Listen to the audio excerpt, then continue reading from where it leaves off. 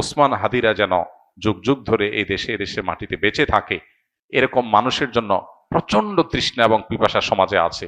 কেউ তাদেরকে উদ্ধারে এগিয়ে আসবে, নেতৃত্ব দিবে, জীবন বাজি রাখবে। অনেক তরুণী তো আমাদের আছে।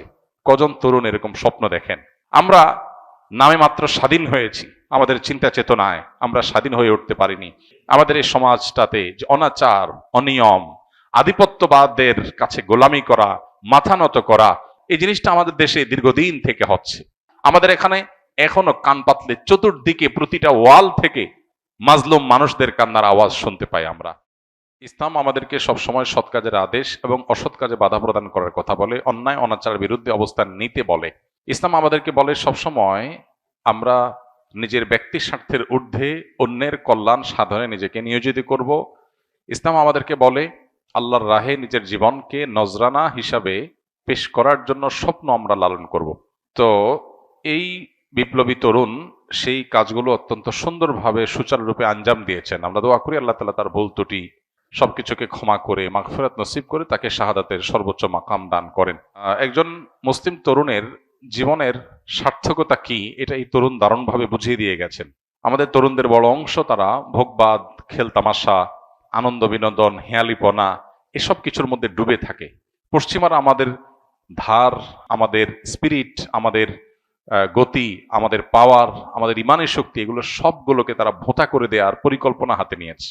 আমাদেরকে নারীতে, মাদকে, বিভিন্ন বিষয়ে তারা আসক্ত করে ফেলেছে এবং এই ভোগের মধ্যে জীবনযাপন করাটাই বা ক্যারিয়ার বা নিজের গণ্ডির সীমাবদ্ধ চিন্তার মধ্যে আবদ্ধ থাকাটাকেই জীবনের লক্ষ্য হিসাবে যেন আমরা বেশিরভাগ তরুণরা আমরা বানিয়ে নিয়েছি।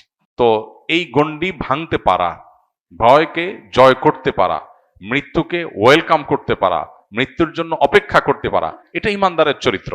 ওসমান হাদি তিনি যদি ইমানদার না হতেন, তিনি যদি মাদ্রাসা পড়ুয়া না হতেন, তিনি যদি তা মুসলমান পরিবারের আলেম পরিবারের সন্তান না হতেন, তার ভিতরে যদি দ্বীনি চেতনা না থাকতো, তিনি হয়তো তথাকথিত বিপ্লবী হতে পারতেন, কিন্তু মৃত্যুকে এতটা হাসি মুখে আলিঙ্গন করার এই শিক্ষা কোরআন হাদিস ছাড়ার কোথাও থেকে পাওয়ার কোনো সুযোগ নাই। অতএব আমাদের প্রত্যেকটা যুবক কিভাবে তিনি ন্যায়নিষ্ঠ হবেন, কিভাবে তিনি দেশের মানুষকে, মুসলিম মিল্লাতকে অন্যায়ের হাত থেকে রক্ষা করবেন, আধিপত্যবাদের বিরুদ্ধে কিভাবে তিনি লড়ে যাবেন এবং ব্যক্তি স্বার্থ চিন্তা করবেন না, ফ্যামিলির স্বার্থ চিন্তা করবেন না, এগুলোর ঊর্ধ্বে উঠবেন, আল্লাহর উপরে ভরসা রাখবেন, আল্লাহর সঙ্গে সাক্ষাতের প্রত্যাশা করবেন, সেই ন্যায়নিষ্ঠ হওয়ার, অন্যায়ের বিরুদ্ধে প্রতিবাদী হওয়ার, অসৎ কাজে বাধা প্রদান করার শিক্ষা ওসমান হাদি আমাদেরকে দিয়ে গেছেন। আলহামদুলিল্লাহ, আমরা দোয়া করি আল্লাহ তাআলা তার শিক্ষা আমাদের জীবনে ধারণ করার তৌফিক দান করুন এবং আমাদের সবাইকে তার যে ভালো গুণগুলো আছে সেগুলো অর্জন করার। তার মতো আরো অনেক তরুণরা আমরা নিকট অতীতে দেখেছি, তারা দারুণভাবে নিজের কাজটা করে যেতে পেরেছেন, আদর্শ স্থাপন করতে পেরেছেন। আমরা তাদের সবার জন্য দোয়া করি এবং তার শোকসন্ত পরিবারকে আল্লাহ তাআলা সান্ত্বনা নসিব করুন এবং তার আদর্শ যেন হারিয়ে না যায়। ওসমান হাদিরা যেন যুগ যুগ ধরে এই দেশে মাটিতে বেঁচে থাকে। এদেশে মানুষের বড় বেশি তৃষ্ণা, বড় বেশি পিপাসা। কেউ তাদেরকে উদ্ধারে এগিয়ে আসবে, নেতৃত্ব দিবে, জীবন বাজি রাখবে। অনেক তরুণী তো আমাদের আছে। কজন তরুণ এরকম স্বপ্ন দেখেন? কজন তরুণ এই সীমাবদ্ধ চিন্তার ঊর্ধ্বে উঠেন? ওসমান হাদি বলেছেন তার বাবা তাকে উদ্বুদ্ধ করেছেন, তার বাবা তাকে উৎসাহিত করেছেন, তার বাবা তাকে জেনারেল শিক্ষায় যেতে বলেছেন, অনুমোদন দিয়েছেন এই শর্তে যে তুমি অন্যায়ের বিরুদ্ধে লড়াকু সৈনিক হবে। তার পরিবার থেকে তিনি পরিপূর্ণ সাপোর্ট পেয়েছেন।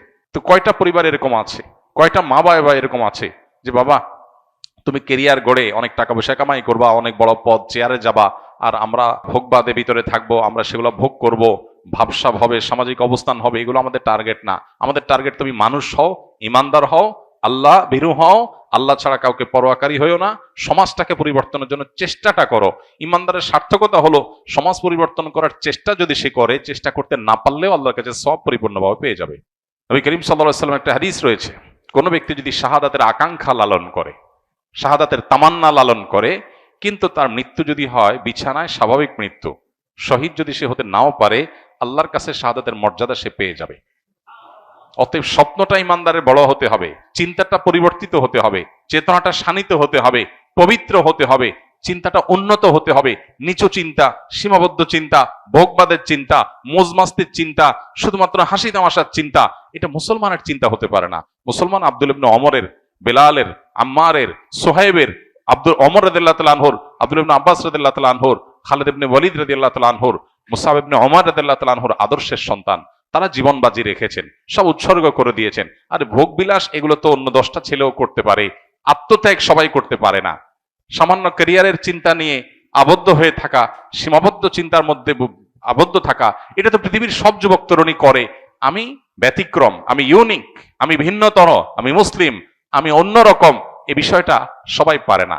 এটার জন্য দরকার কোরআন এবং হাদিসের ইন্সপিরেশন, এটার জন্য দরকার কোরআন হাদিসের শিক্ষা, এটার জন্য দরকার হলো পারিবারিকভাবে সাহায্য, তাদের সহযোগিতা, তাদের সমর্থন।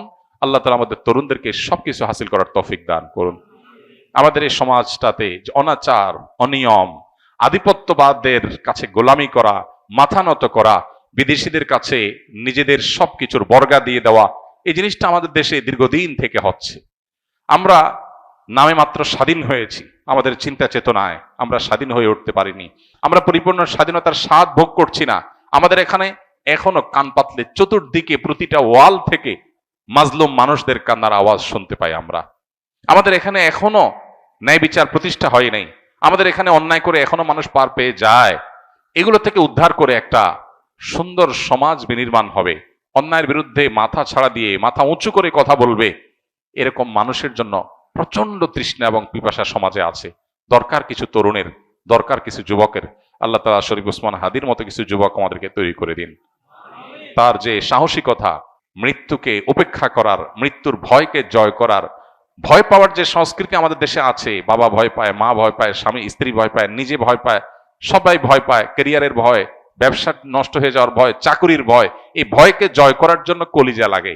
আল্লাহ তাআলা সেই কলিজা, সেই সাহসিকতা, সেই ইমানের শক্তি আমাদের সবাইকে নসিব করুন। এবং আবারও দোয়া করি আল্লাহ তাআলা এই বিপ্লবীকে, এই তরুণকে তার ভুল ত্রুটিগুলোকে মাফ করে কিয়ামতের ময়দানে শহীদদের কাতারে সর্বোচ্চ সম্মানের সাথে তাকে শামিল হওয়ার তৌফিক দান করুন।